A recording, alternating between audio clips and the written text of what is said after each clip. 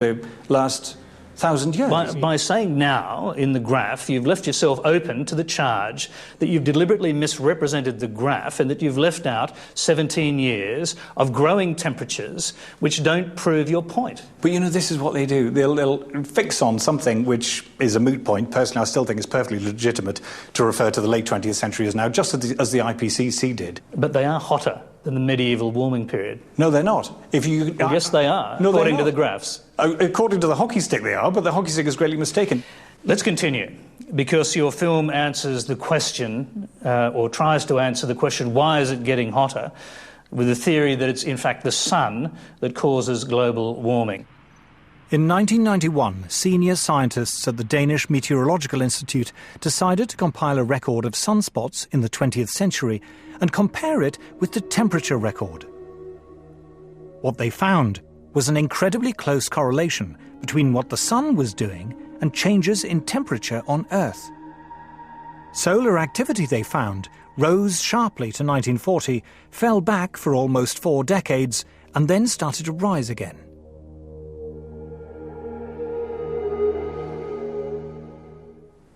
Once again, we asked our climatologists to have a look at this section of the film and to comment on it. They stop the record because they don't mention it falls when the temperature continues, so it's classic.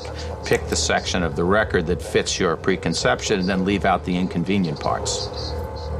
The graph conveniently stops at 1980, when the temperature starts to rise much more rapidly and the solar activity decreases, the opposite of what they claim. Why didn't you just continue that graph on to the present day? Because there are graphs available which do that. Well, firstly, the graph that we were using was created by Professor Friis Christensen from the Danish Space Agency. So it would have been completely... I can't remember off the top of my head. 25 years ago. Yeah, and it was in a period where a part of the programme where we're talking about, it was a historical part of the programme where we're talking about key discoveries in the history of, recent history. Shall I tell you what happens after 1980? The temperature continues to rise very sharply. Solar activity falls off in the other direction. Now, that would have been very hard to explain in your film, wouldn't it, if you'd actually used the modern data? Well, I mean, the graph that we used from Friis Christensen was the graph that he published in a very famous paper that sort of came out and was in part of the programme that we were talking about the history of people's understanding of what the solar effects might have been on the temperature of the 20th century. The section, as you say, is based on his work, but when he and his colleagues saw your graphs and the way in which you'd use them in the programme, they felt compelled to correct you.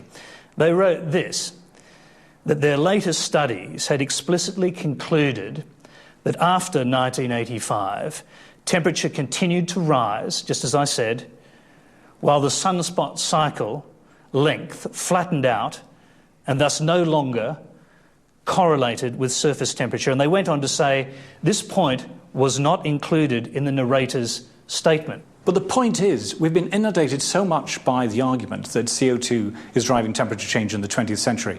But what very few people are ever told, that there is an extraordinary correlation between solar activity and CO2 for large parts of the 20th century.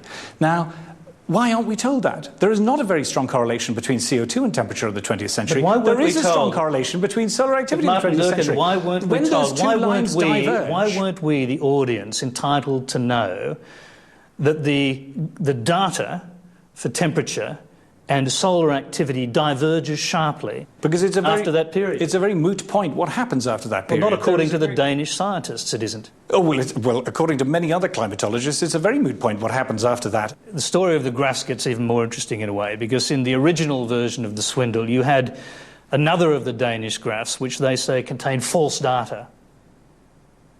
Tell us about that. Yeah.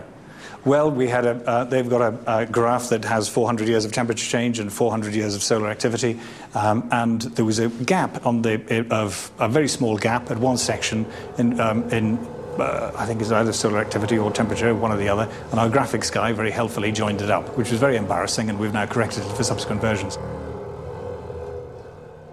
How many versions of the Swindle have you actually put out since the complaints started to come through? Oh, I mean, I'd have to ask Channel 4 that. I don't know. I mean, we've got an international version. I've counted at least 4, which have slight or major differences in them. Oh, no, we immediately made the changes that we could straight away before we could get other graphs done. And then for subsequent ones, we've had graphs redone and to correct the errors that were pointed out.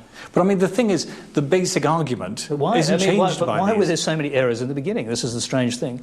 Oh, because, you know, it took us 6 weeks to get this thing edited. I had 3 edit suites going at the same time, and the graphics arrived, you know, a day before the program went out. And so, you know what the nature of television is. We put the program out. We hope that it's right. Well, the with thing 4 is, different versions, you could make the case that the documentary itself is as changeable as the weather.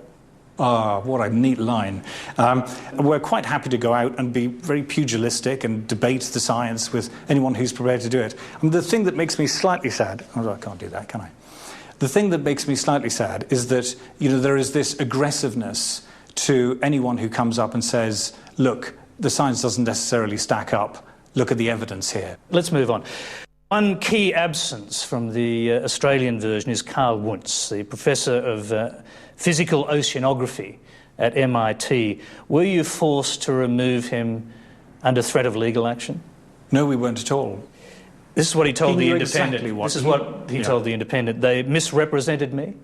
My views were distorted by the context in which they placed them. I am the one who's been swindled.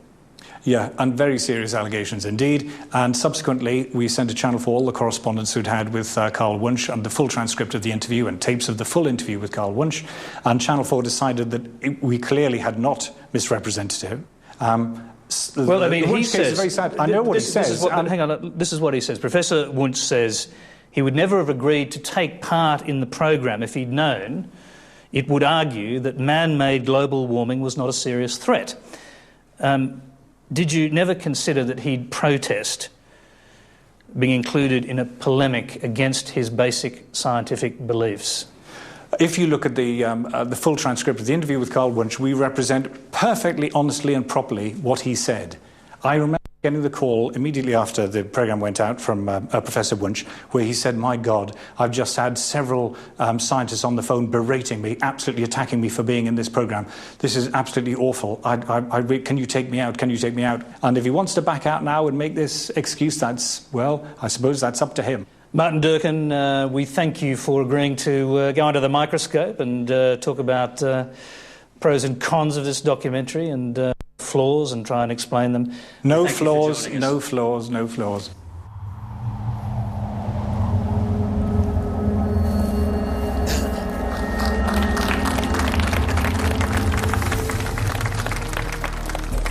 No flaws, no flaws, no flaws. Well, that's Martin Durkin's view, perhaps somewhat tongue-in-cheek under the circumstances. But at the very least, the question just how deeply flawed is the great global warming swindle is a matter of public debate. Since free speech and discussion is, after all, fundamental in our democracy, we see no reason not to continue that debate openly rather than let it just fester in dark corners of the internet where bloggers will argue this is the sort of thing they're not allowed to talk about on the mainstream media.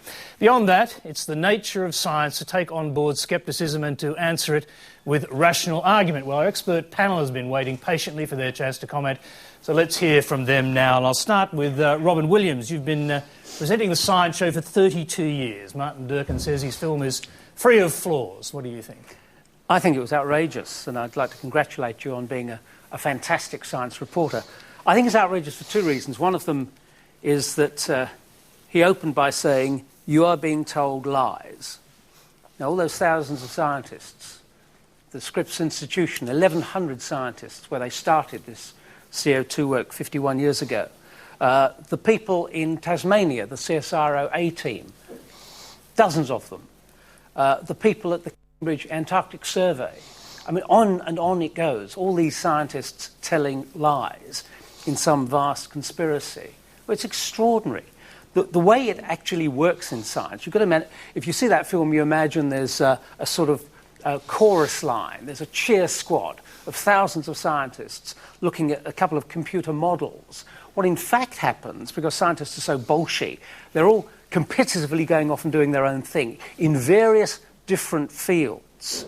You know, the biologists and the chemists and the physicists, they're all doing different things, a bit like a detective team looking at a crime scene and looking at the CCTV stuff, the forensic evidence, the criminal profiling.